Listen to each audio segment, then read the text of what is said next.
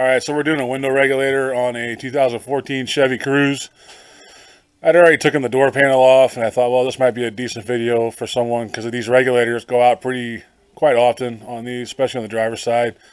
This one, the car was stolen or something like that, and they damaged it. So anyway, I will go through, change the window regulator on this thing.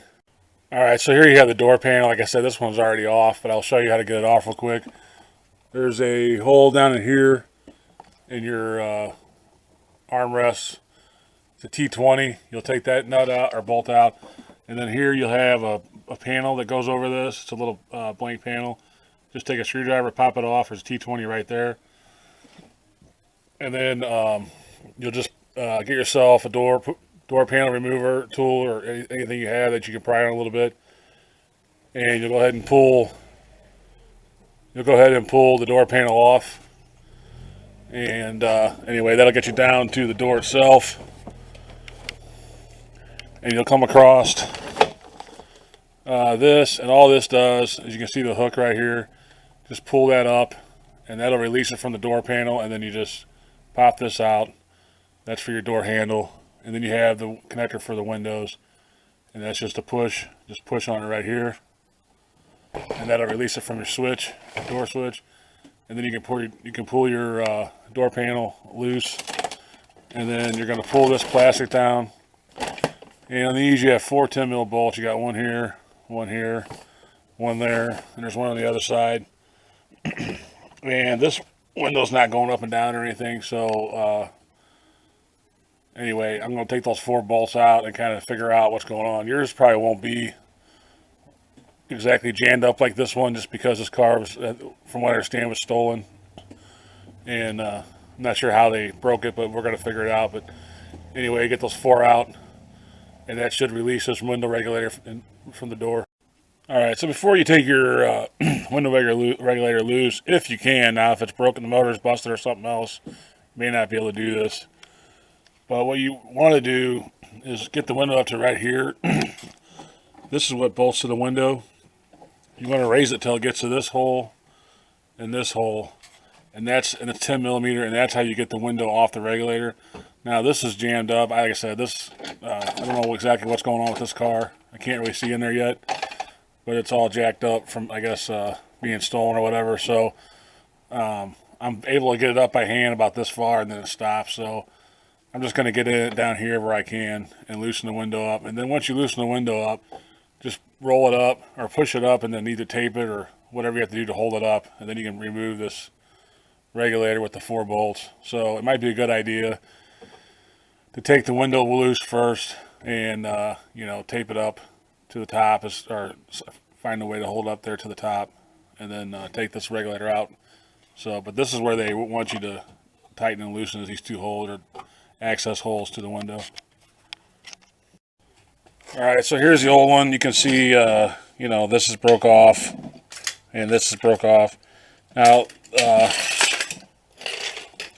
this is the new regulator and window motor you get. This one I got from O'Reilly's. It's about 140, 150 bucks. It comes with the motor and everything, so it makes it pretty simple to put back together. Anyway, so now we're just going to slide this back in. This is the top right here where the bolts are sticking out. So we're just going to kind of slide it up in there and get it set up before we mess with the window. And we'll start all the bolts in it that are, even that one right here for the motor itself. We'll have to put that one back in too. All right, so here's the old one. You can see, this is broke off, and this is broke off. Now, this is the new regulator and window motor you get. This one I got from O'Reilly's. It's about 140, 150 bucks. It comes with the motor and everything, so it makes it pretty simple to put back together. Anyway, so now we're just going to slide this back in. This is the top right here where the bolts are sticking out.